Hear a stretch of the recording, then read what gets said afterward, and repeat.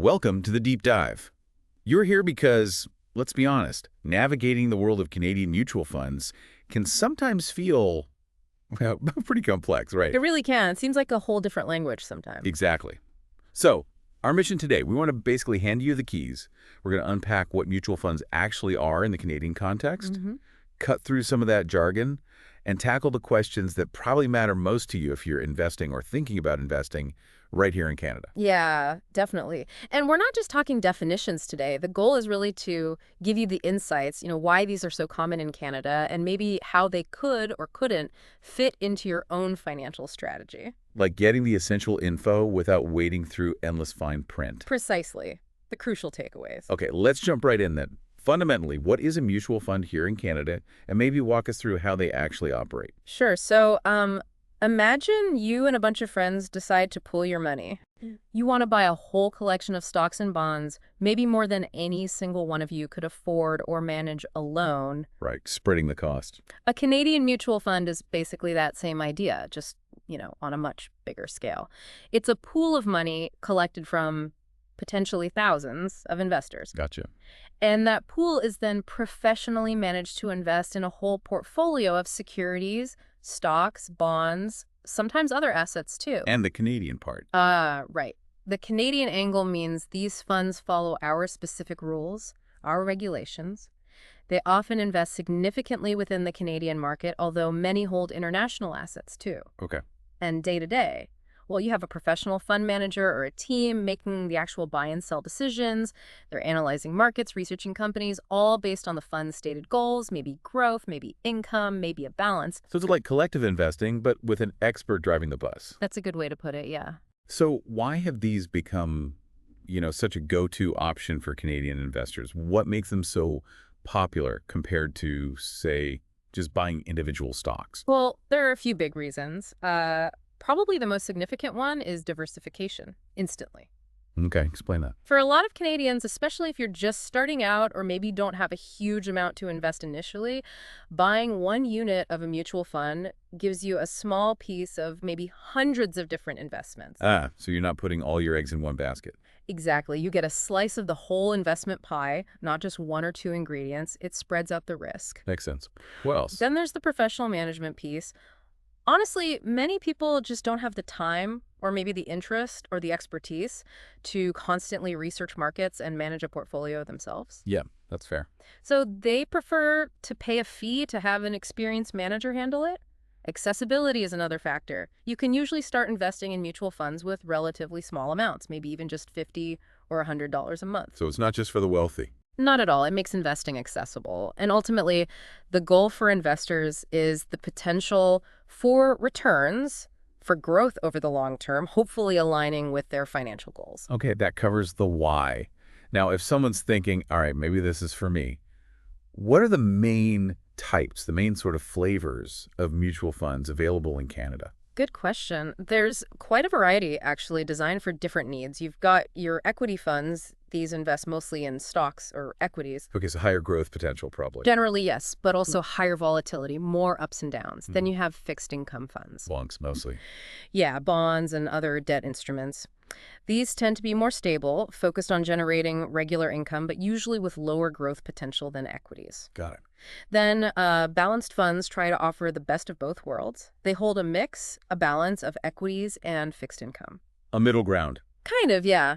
Trying to smooth out the ride a bit. There are also money market funds, very low risk, short-term investments, often just a place to park cash temporarily. And finally, you have specialty funds.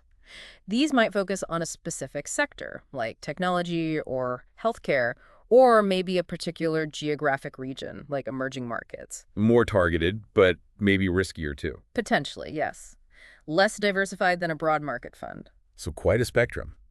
Now, with all this money flowing around, who's making sure everything is, above board, how are these funds regulated in Canada? Regulation is key. The primary oversight comes from the securities commissions in each province and territory. Okay, so it's provincial? Primarily, yes. Each provincial commission sets the rules for how mutual funds can be created, managed, marketed, and sold within their jurisdiction. And what are they focused on?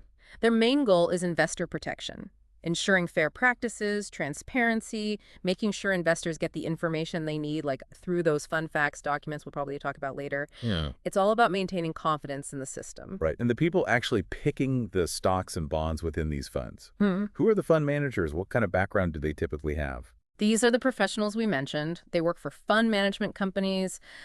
Typically, they have strong backgrounds in finance, economics, or investment analysis. University degrees, Yeah. specific certifications. Often, yes. Many hold advanced degrees, and professional designations like the CFA Chartered Financial Analyst are very common. It signifies a high level of expertise and ethical standards. They're expected to have a deep understanding of markets and investment strategies. We also sometimes hear about the MFDA, the Mutual Fund Dealers Association. Where do they fit in? Are they regulators too? Sort of. They're what's called a self-regulatory organization, or SRO. Okay. So while the provincial commissions set the overall rules for the funds themselves, the MFDA specifically oversees the dealers, the firms, and the advisors who actually sell mutual funds to investors. So they regulate the salespeople, essentially. In a way, yes. They set standards for business conduct, training, supervision, and ethical practices for the dealers and their representatives. It's another layer of investor protection focused on the distribution side. Okay, that makes sense. Let's talk costs. This professional management and regulation isn't free.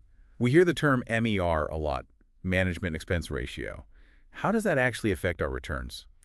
The MER is critically important. It's the total annual cost of running the fund, and it's expressed as a percentage of the fund's assets. And what does that include? It covers the fee paid to the fund manager, administrative costs, legal fees, taxes, basically all the operating expenses. And how does it hit my investment? Directly. It's deducted from the fund's assets, which means it reduces the fund's overall return before you see it. A higher MER means less of the fund's earnings actually make it into your pocket. Can you give an example? Like, does a small difference matter? Oh, absolutely. It might seem small, say 1% versus 1.5%. That's only 0.5%, right? But compound that over 10, 20, 30 years on a decent-sized investment, it can add up to tens of thousands of dollars in missed returns. Wow. Okay, so star chart is definitely something to watch. Definitely. It's a key piece of information in that fun facts document. Are there other costs besides the MER? We sometimes hear about loads, front end, back end. Yes, those are sales charges. A front-end load is a commission you pay right when you buy the fund. It's usually a percentage of your investment, so a bit less money actually gets invested from day one. Okay. A back-end load, or deferred sales charge, DSC, is different. You don't pay up front, but you pay a fee if you sell your units within a certain period, maybe 6 or 7 years. And the fee goes down over time. Typically, yes. The percentage usually declines each year you hold the fund, eventually disappearing altogether if you hold it long enough. Do you need to know if these apply before you invest? Absolutely. And also understand the implications, especially with back-end loads, as they can restrict your flexibility if you need the money sooner than planned. Though DSCs are becoming much less common now due to regulatory changes. Good to know. Okay, so we understand the mechanics, the costs. But how does an individual investor choose? How much does my personal comfort with risk play into picking a mutual fund in Canada? It plays a huge role, probably the most fundamental role, actually.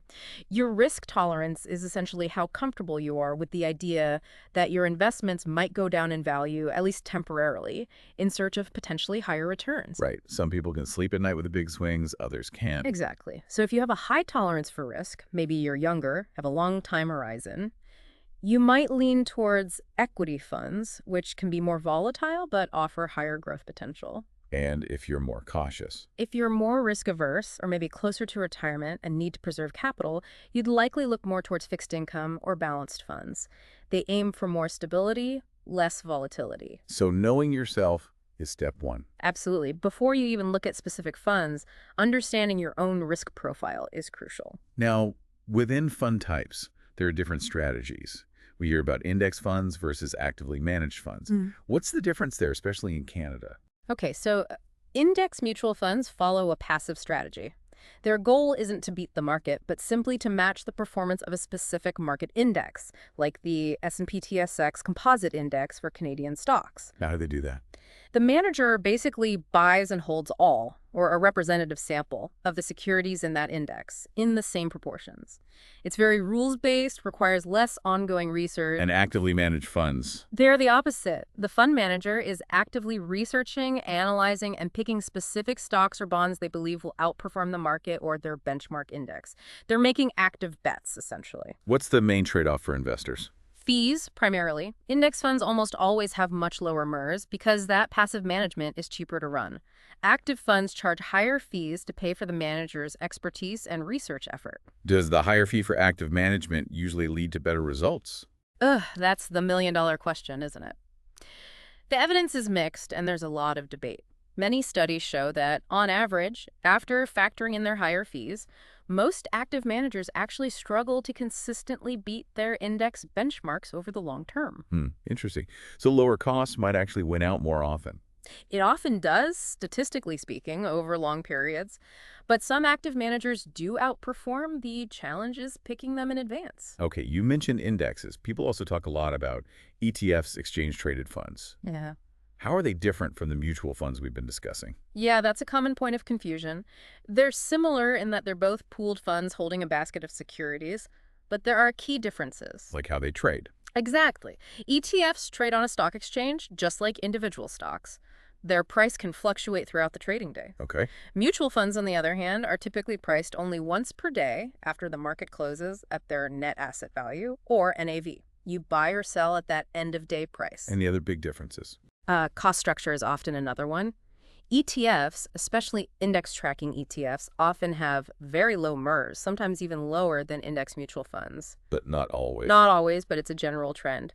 Also, you need a brokerage account to buy and sell ETFs, whereas mutual funds can often be bought directly from the fund company or through an advisor without necessarily needing a full brokerage setup. Right, accessibility again.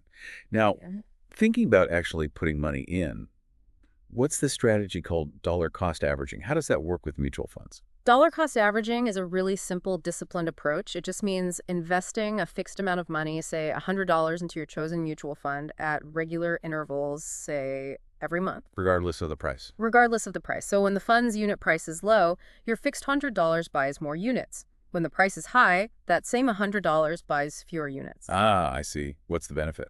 Over time, it averages out your purchase cost per unit. It helps avoid the risk of investing a large lump sum right at a market peak. It takes emotion out of the timing decision. Just automatic, steady investing. Exactly. It encourages discipline, which is often key to long-term success. Let's shift gears slightly to something unavoidable. Taxes. If I hold mutual funds outside of an RRSP or TFSA in just a regular investment account, how does that work tax-wise in Canada? Right. In a non-registered account, any income the fund generates and distributes to you is generally taxable in the year you receive it. What kind of income? It could be interest income from bonds the fund holds, dividends from stocks, or capital gains that the fund realized when it sold some investments for a profit. And how do I know how much? The fund company will send you a tax slip, usually a T3 slip, each year detailing the different types of income distributed. You need to report that on your tax return. Also, if you sell units of the fund for a profit, you'll have a capital gain that you need to report yourself. Okay, so taxes can definitely take a bite. They can in non-registered accounts, which brings us to the registered accounts. Yeah. TFSAs and RRSPs. What are the specific tax advantages of holding mutual funds inside those? They offer really significant benefits. In a tax-free savings account, or TFSA, all the growth, dividends, interest, capital gains from your mutual funds is completely tax-free. For real, tax-free. Tax-free growth and withdrawals are tax-free too. It's incredibly powerful for long-term savings. Wow. Okay, and RRSP, Registered Retirement Savings Plans. With an RSP, the big advantage is upfront. Your contributions are generally tax deductible, meaning they reduce your taxable income in the year you contribute. So you get a tax break now. Right. And then, inside the RRSP, your mutual funds grow tax deferred. You don't pay tax on the earnings year after year. You only pay tax when you withdraw the money, typically in retirement when your income might be lower. So both offer ways to shelter investment growth from tax. Absolutely. Using TFSAs and RRSPs effectively is a cornerstone of tax-efficient investing in Canada. We mentioned distributions earlier that the income funds pay out. Yeah. How does that actually work? Do I just get cash? It depends. When a fund makes a distribution, whether it's interest, dividends, or capital gains, you usually have a choice. You can elect to receive the distribution in cash, which would be deposited into your account. Or, more commonly, you can choose to have the distributions automatically reinvested. What does reinvested mean? It means the distribution amount is automatically used to buy more units of the same fund. So instead of getting cash, your holding in the fund grows. Which helps with compounding over time. Exactly. Reinvesting distributions is a powerful way to accelerate the growth of your investment without having to put in new money yourself. There seems to be a growing interest in aligning investments with values. What about ethical or socially responsible funds? Are those a big thing in Canada? They definitely are, often called ESG funds for environmental, social, and governance. Right, ESG. These funds specifically consider those ESG factors alongside traditional financial analysis when picking investments. So they might look for companies with good environmental practices, strong employee relations, diverse boards, ethical supply chains. And avoid certain industries, maybe. Sometimes, yes. They might exclude companies involved in things like tobacco, weapons, or fossil fuels, depending on the fund's specific mandate. And yes, their popularity has surged in Canada. More investors want their money to not just grow, but also have a positive impact, or at least align with their values. So if I have some funds, how do I know if they're actually doing well? What should I look at to evaluate performance? Good question. You need to look beyond just the simple return number for, say, the last year. Okay. Look at total returns over multiple time periods, 1, 3, 5, even 10 years if available. But crucially, compare those returns to an appropriate benchmark. What's a benchmark? It's an index that represents the market the fund invests in. So a Canadian equity fund should be compared to, say, the S&P TSX Composite Index. Is the fund beating, matching, or lagging the market it plays in? Got it. Compare apples to apples? Exactly. You should also consider risk-adjusted returns. How much risk did the fund take to get that return? And look for consistency. Has the manager delivered solid performance steadily, or was it just one good year? So past performance isn't everything, but it gives clues. It's part of the picture, but never a guarantee for the future, of course. And always consider it alongside the fees, MER, and the fund's stated objectives. We talked about the price changing daily, the NAV. Can you just quickly define net asset value again? Sure. The NAV, or net asset value, is essentially the fund's price per unit or per share. It's calculated once a day after markets close. Oh. They take the total market value of all the assets the fund owns, all the stocks, bonds, cash, subtract any liabilities or expenses owed, and then divide that total by the number of fund units currently held by investors. And that's the price I buy or sell at? Generally, yes. For most open-end mutual funds, transactions happen at that day's closing NAV. Now, to help us understand all these details, the fees, the strategy, the risk, you mentioned a document earlier, fund facts. Yes. Fund facts documents are mandatory in Canada, and they are incredibly useful. They're short, usually just 2 double-sided pages written in plain language. What's in them? Key information: the fund's basic objective, investment strategies, the top holdings, past performance data with the disclaimer, a breakdown of the risks involved, and critically, a clear summary of all the fees and expenses, including the MER. So, required reading before investing. Absolutely essential reading. It's designed specifically to help investors quickly understand what they're buying and to easily compare different funds side by side. Don't invest without reading the fund facts. Okay, good advice. Once I am invested, how often should I be checking up on my mutual funds? Is it something I need to watch daily? Oh, definitely not daily. That can lead to anxiety and making rash decisions based on short-term noise. So, less often. Yeah, a regular review is important, but probably annually is sufficient for most people as a minimum, maybe semi-annually. What should I be looking for in that review? Check if the fund is still meeting its objectives. Compare its recent performance to its benchmark. Make sure the fees haven't changed unexpectedly. But also, review it in the context of your life. Have your goals changed? Has your risk tolerance shifted? Does the fund still fit your overall plan? So it's about the fund and about me. Exactly. Life changes, markets change, so your portfolio might need adjustments over time. And what if, during that review, I suspect a fund isn't pulling its weight?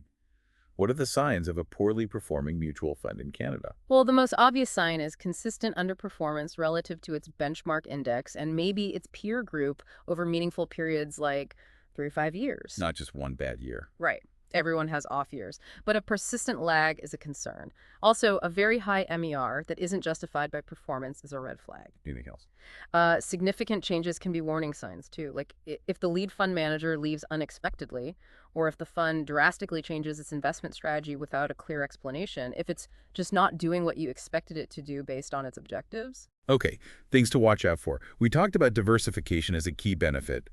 Can you just reiterate how a single mutual fund helps achieve that for a Canadian investor? Sure, it's the pooling effect again. When you buy even one unit of, say, a broad Canadian equity fund, your money is instantly spread across potentially hundreds of different Canadian companies in various industries. So much broader exposure than buying just one or two stocks. Massively broader. It reduces the impact if any single company performs poorly. You're not reliant on the success of just a few picks. It's diversification made easy, essentially. And if I need my money back, how easy is it to sell mutual funds? What's the liquidity like? Generally, mutual funds are quite liquid. For most funds, you can put in a sell order on any business day. Can I get the money quickly? The transaction happens at the NAV calculated at the end of that day, and the settlement, meaning when the cash actually arrives in your account, usually takes just a couple of business days after that. So relatively quick access compared to some other investments. Okay. Now, is it possible to have too much diversification, maybe by holding too many different mutual funds? Yes, that's actually a thing, sometimes called diversification. Diversification, okay. Yeah, if you own, say, 20 different mutual funds, especially if many of them are large, diversified funds with similar mandates, like several Canadian equity funds, they might all end up holding many of the same underlying stocks. So the diversification benefit kind of plateaus. Exactly. You're not really reducing risk much further, but you've made your portfolio much more complex to track, and you might be paying fees on multiple overlapping funds. Sometimes a few well-chosen complementary funds are better than dozens of similar ones. Finding that sweet spot. Purposeful diversification, not just collecting funds. Markets go up and down, sometimes way down. Yeah. How do mutual funds typically react when the market gets really volatile? Well, the fund's value will fluctuate with the market naturally because it holds those underlying assets. How much it fluctuates depends heavily on what it invests in. So bond funds less volatile than stock funds? Generally, yes. A fund holding conservative government bonds will likely swing less wildly than a fund holding small-cap tech stocks. And the managers, do they react to volatility? They might. Depending on the fund's strategy and their market outlook, a manager might adjust holdings during volatile times, maybe selling riskier assets, increasing cash, or rebalancing back to target allocations. But they're usually guided by the fund's long-term objectives, not just day-to-day swings. Speaking of long-term, how important is my investment time horizon when I'm picking mutual funds? It's incredibly important. Your time horizon, how long you plan to stay invested before you need the money, should heavily influence your fund choices. How so? If you have a long horizon, like decades until retirement, you can generally afford to take on more risk, perhaps with equity funds, because you have time to recover from potential downturns and capture long-term growth. And if I need the money sooner? If your horizon is short, say less than 5 years, you typically want to prioritize capital preservation. So lower risk options like fixed income or money market funds would likely be more appropriate, even if their growth potential is lower. Matching the fund's risk profile to your timeline is key. Let's compare mutual funds to something often seen as very safe. GICs, guaranteed investment certificates. How do they stack up in terms of risk and potential return? They're really at different ends of the spectrum. GICs offer a guaranteed return for a fixed term, and your principal is usually protected, often by deposit insurance. Very low risk. But low return, usually. Typically, yes. The returns are often quite modest, sometimes barely keeping pace with inflation. Mutual funds, especially equity or balanced funds, offer the potential for much higher returns over the long term. But no guarantee. Absolutely no guarantee. They come with investment risk. The value can go down as well as up. So the choice boils down to that risk-reward trade-off, and again, your goals and time horizon. GICs for safety and certainty, mutual funds for growth potential with risk. Given everything we've discussed, what are some common mistakes you see Canadian investors make with mutual funds that people should try to avoid? Oh, there are a few common ones. Chasing past performance is a big one. Picking a fund solely because it did great last year without understanding why or if it's sustainable. Right. Rear view mirror investing. Exactly. Another is not paying enough attention to fees, especially the MER. As we said, those costs really compound. Ignoring your own risk tolerance is another classic. Getting into funds that are too aggressive or too conservative for your comfort level. Well, Maybe failing to diversify properly, or the opposite, that diversification we talked about. And sometimes just emotional decision making, panicking, and selling during market downturns instead of sticking to a long-term plan. it definitely sounds like getting some guidance could be helpful for avoiding those mistakes. What role can a financial advisor play here? A good financial advisor can be really valuable. They can help you clarify your goals, properly assess your risk tolerance and time horizon, and then recommend suitable mutual funds that align with your specific needs. So, helping with the selection process. Yes, and building a diversified portfolio, but also providing ongoing advice, helping you stay disciplined during market volatility, and adjusting the plan as your life changes. They bring expertise and an objective perspective. Makes sense. Yeah. Finally, looking ahead, what trends do you see shaping the mutual fund landscape in Canada? What's coming down the pipeline? Well, the ESG trend, sustainable investing, shows no signs of slowing down.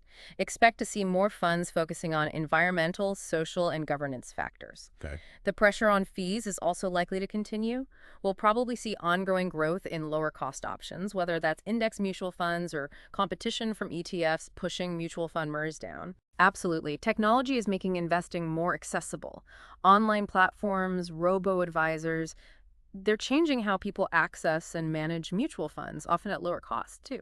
So, greater accessibility and likely more fee competition. This has been incredibly thorough, a real deep dive into Canadian mutual funds. Yeah. Hopefully, for you listening, this complex world feels a bit more navigable now. Yeah, I hope so too. Just understanding these fundamentals, the types, the costs, the risks, how they work is such a crucial first step toward making investment decisions you can feel confident about. So as you think about your own financial path, maybe consider where mutual funds might fit in, or if your current funds are still the right fit. What are your actual long-term goals? And what level of risk are you really comfortable taking on to reach them? Good questions to ask yourself. And remember, while we've covered a lot of ground today, doing your own homework, reading those fun facts, and maybe even talking things over with a qualified financial advisor, those are always really smart moves on your investment journey. Thanks for joining us on the Deep Dive.